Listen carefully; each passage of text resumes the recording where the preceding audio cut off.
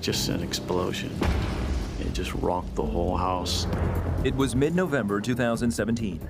John and Isela Shaw's family had just finished an early dinner. Afterward, their 14-year-old daughter, Caitlin, went to her room to take a nap.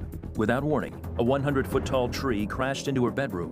A neighbor came over to help as they searched frantically for Caitlin.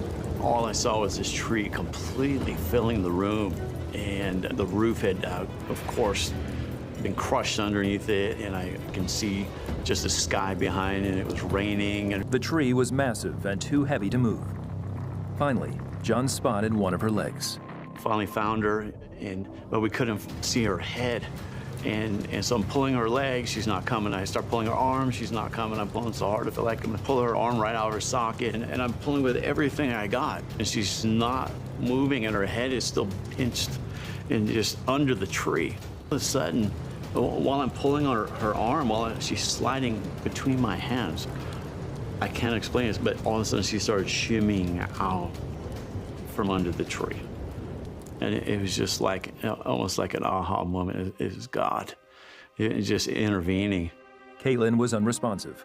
They called 911 and took her to the living room where John began to pray. I just laid my hand on her head and said, Father, in the name of Jesus, I cast out the spirit of injury and death. And then I began to say, Jesus, breathe into her. And right at that moment, all of a sudden, her chest began to rise, and she started shaking. Her body started almost like she was having a seizure, and she was just gasping for breath. And up to that moment, she wasn't moving, she wasn't breathing. Nothing was going on, just laying there. EMTs arrived at the scene, and Caitlin was transported to the hospital. John and Isela followed close behind. They had her on life support. And I began to pray again. I began to put my hand on her, praying for a miracle of God. The Shaws started calling their friends and family, and soon they had a prayer chain for Caitlin. I would figure there were probably hundreds, maybe even a few thousand people that were praying for my daughter. Whereas the doctors removed life support to see if Caitlin could breathe on her own. They said, come back in.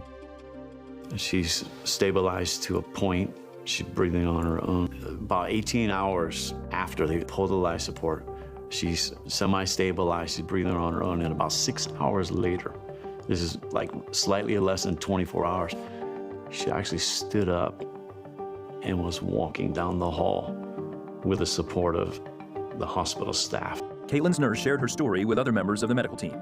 He says, I know I'm not supposed to necessarily share names and all that, but there's a young girl named Caitlin, and I'm taking care of her, and we have a walking miracle in our hospital.